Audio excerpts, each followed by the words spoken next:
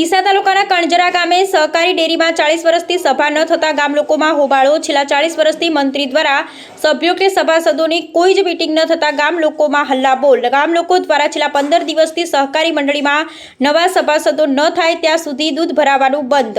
15 પછી નોટિસ આપ્યા બાદ સાથે રાખી ગામ લોકો પહોંચ્યા ડેરીને તાળા મારવા। સહકારી ડેરીના મંત્રી રાજકીય લગભગ ધરાવતા હોવાથી સભાસદ કે મંત્રી વાઇસ ચેરમેન પોતાના કુટુંબ પરિવારના સભ્યો જ છે। પ્રાપ્ત વિગત અનુસાર વાત કરવામાં આવે તો ડીસા તાલુકાના કણજરા મુકામે આજરોજ ગામ લોકો મહાકાળીના મંદિરે એકઠા થયા હતા। છેલ્લા કેટલાક સમયથી રાજકીય લાગવાગ ધરાવતા ડેરીના મંત્રી દ્વારા સભા સાથે કોઈ જ મીટિંગ ન કરતા ગામ લોકો દ્વારા વકીલ દ્વારા નોટિસ આપી આજરોજ ન્યાયની માંગણી કરી હતી। ગામ લોકોની આંશિક હતી કે મંત્રી દ્વારા પોતાના જ પરિવારના પોતાના જ કુટુંબનું જ સભ્ય ડેરીમાં છેલ્લા 40 વર્ષથી નોકરી કરે છે। છેલ્લા 40 વર્ષથી કોઈ સભાસદ કે કોઈ મીટિંગ કરવામાં આવી નથી તેવું કણજરા ગામ લોકોએ જણાવ્યું હતું। મહાકાળી માતાજીના મંદિરે ન્યાયની માંગણી કરી ગામ લોકો સહકારી ડેરીએ પહોંચ્યા હતા।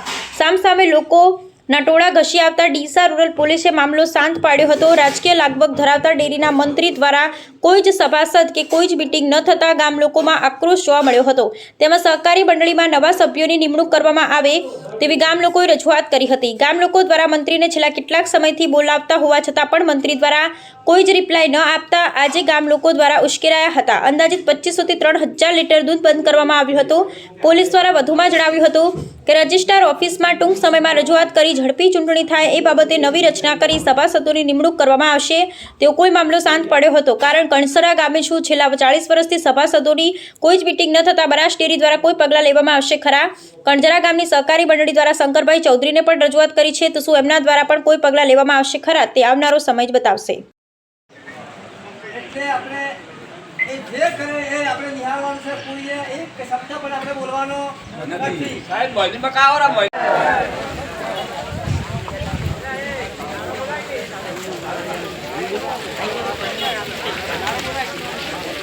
બોલો વિશ્વેશ્વર મહાદેવની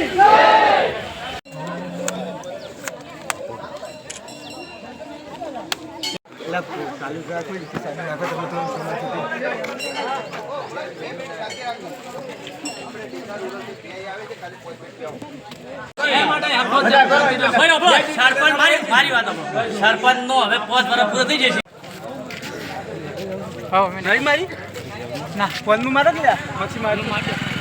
તમે ઇન્ટરવ્યુ નથી લીધું કોઈનું।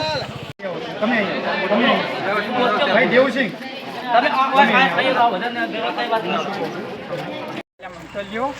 તમે મનની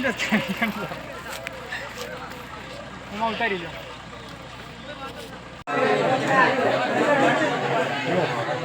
બરાબર ગામ છે ને બરાબરમાં આપણે ન્યાય પાડવા માટે ભેળા થયા છે।